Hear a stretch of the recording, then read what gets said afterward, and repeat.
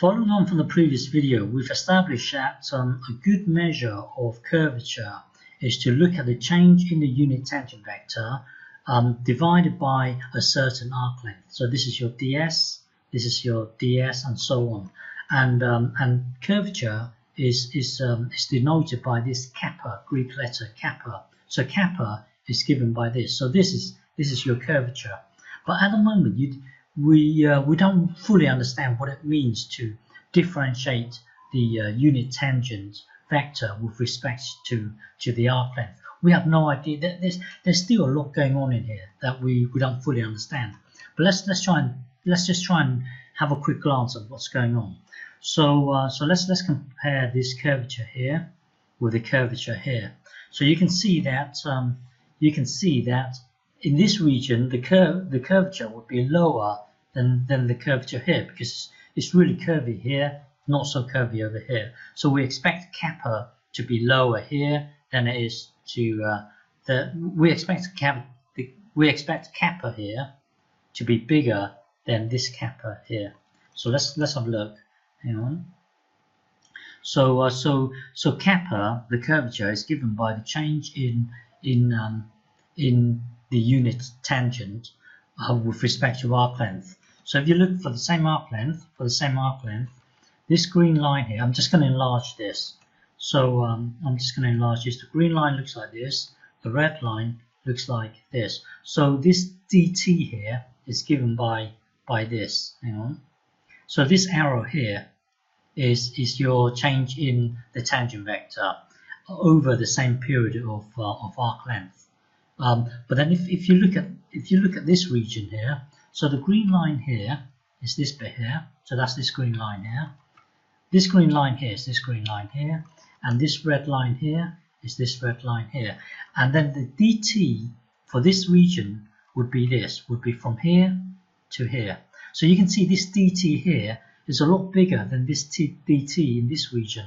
So dt here, this dt divided by the same arc length. So you can see that kappa here is bigger than the kappa for here. So kappa is a measure of curvature, but we don't fully understand what's going on here, because what does it mean to differentiate the unit tangent vector with respect to arc length?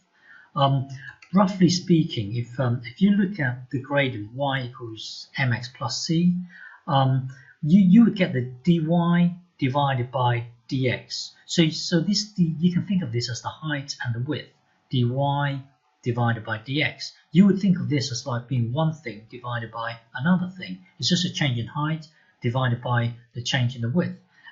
But then you can drag the y out here so that it's written like this: d and then dx and then y. So really you're differentiating y with respect to x. So you can do the same here. It's just one thing here divided by another thing. You can actually do this. Drag out the t, so it's like this. So whatever this means, differentiate t with respect to s. You could actually do that. By the way, at the moment, we don't fully understand what's going on in here. I'm just trying to elaborate a bit more on what we don't understand. So this ds here, we can actually do this. Differentiate the unit tangent vector with respect to arc length. We can do that because remember this. At the moment, t is driven by time. So at the moment, the change in the tangent is all driven in time. So when you see this t here, it's actually like this with respect to time. But then we can, if you look at this, we want to differentiate this with respect to the arc length. We can change t in terms of s by using this, and we've done this before. So remember, I don't expect you to fully understand this bit here. The point I'm trying to make is that we can write the tangent in terms of s. We've done it in the past, and I hope you can do this by now.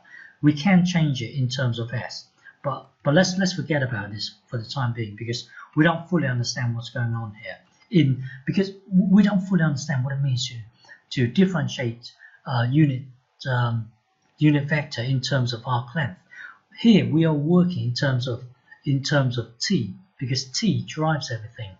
So we would try and understand this in terms of t rather than in terms of s, rather than in terms of s. So we would write this as dt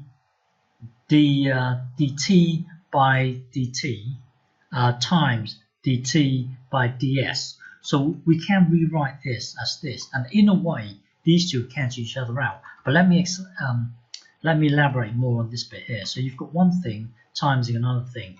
So let's imagine for a given arc length. So for given arc length, hang on. So for given arc length here. So this is your ds here. For given arc length, so remember the particle. Let's just imagine the particle is here. Time equals 2. So the particle is here at the moment. The particle is here. For a small change in the arc length, we will require a change in time, because it takes time for the particle to travel from here to here, and we don't know what that time is. Let's just say this time here is in a weird place. It's not precisely on 3, but it's it takes a certain amount of time. I don't know what. So for a certain arc length, we require a certain amount of time. This amount of time here. So for a certain arc length, so for a certain arc length, so this is our ds. We require a certain amount of time in order to travel from here to here. So that would result in a small change in time. So that's this time here. And then if you look at this, a change in the unit tangent vector. So hang on. So this is from here to here. So this is our dt here. So this dt here is this bit here, from here to here. So that's our dt here. Okay, which is from here to here, because if you look at this particle, hang on. If you look at this particle, the vector was here, and then for this arc length here, now the vector is here. So the change in dt is this bit here, also known as this bit here. Okay, and then for that same period of time, it was here, and then it moved to here. So that's our dt. So this is our dt. So let's start again here. Hang on. So we started out with for given arc length, which is this ds here, we require a certain amount of time, which is this dt here. So this certain amount of time is this, and that certain arc length is this thing here. And then for this same period of time, it will result in a change in the tangent vector, in the unit tangent vector, which is this thing here. And that's in that same period of time.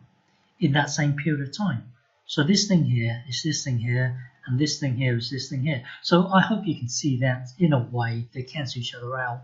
And this can be written as this.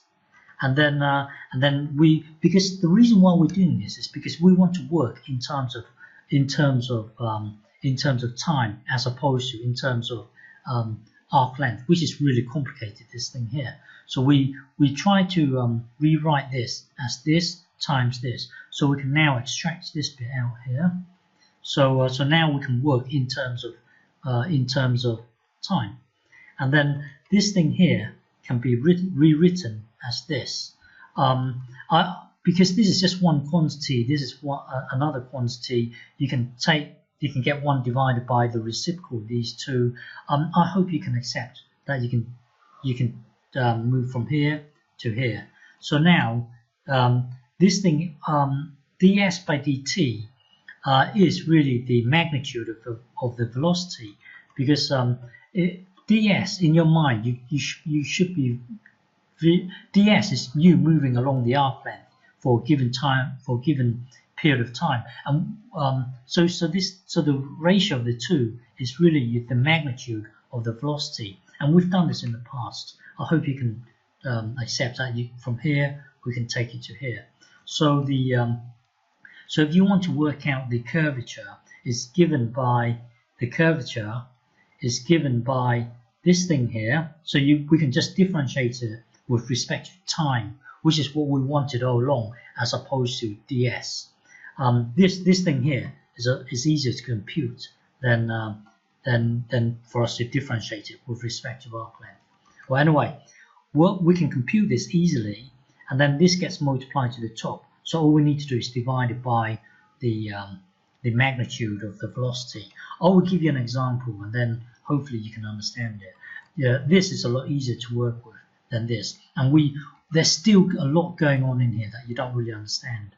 But we would rewrite it as this. So now this is one block multiplying with another block. This is a lot easier to work with than this. There's still a lot going on in here that you don't fully understand.